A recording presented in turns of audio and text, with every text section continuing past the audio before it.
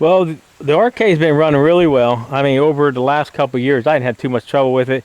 Just some little odds and ends, but that's not too big of a deal.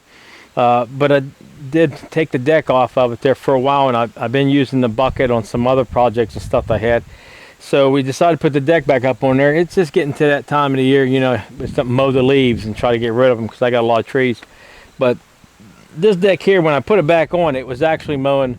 The front end was up a little bit higher, and I just had to do a little adjustment on it. And then also with the wheels itself, you know, there's adjustments in front of the wheels to keep them from turning so far so they won't hit the decks.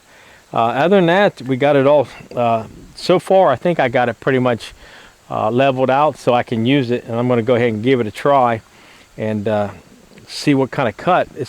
You can see back in here I cut some the other day, and it's not too bad, but the only thing is I can see that right hand side just coming down a little bit, so I went ahead and adjusted that. One of the bars on the back side back here on that side over there, I adjusted it. I pulled that and pulled it back, and when you pull back, it lifts up the deck on that side.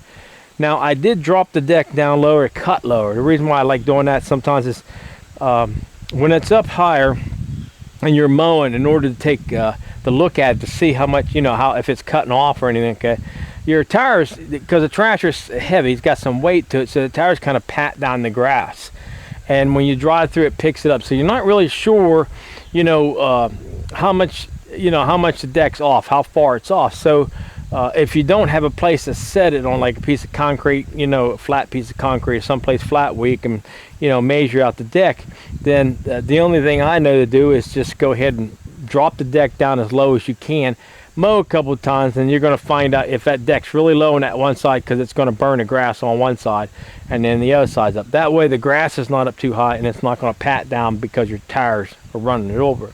But we're going to go ahead and give it a try and see what it's going to do. I think we got it pretty much adjusted up. Now it is, like I said, it is kind of low, but we'll go ahead and cut it low for the last time. For, I don't know, there might be another cut or something, but normally in the winter I like to raise it up because I like my grass to go real thick throughout the winter, you know, because you have your winter grass, your fall grass is coming in, and then your winter grass, because they got to toughen up before spring. And that's why when you go to cut your grass in the spring, it's hard to cut. Your mowers don't seem like they want to cut it because you're cutting your first couple cuts in the spring, and when you do that, that grass is toughened up through the winter in order to, you know, survive through the winter. And so you cut your first couple cuts in the spring, and then it seems like your mower is cutting okay. Because a lot of people come up to me and say, well, I cut my grass, and you know, I just started cutting my grass. It's springtime, and it doesn't look like it. It's cutting right. The blades dull or something like that. And normally that's not it. It's the way the grass toughens up throughout the winter. They actually tell you a certain time of the year you should quit mowing your grass. I mean, unless it's really growing super high. I let mine probably get up to at least 6 inches, something like that, and I just let it go. And like I said, when spring comes, then you always have that tough grass. So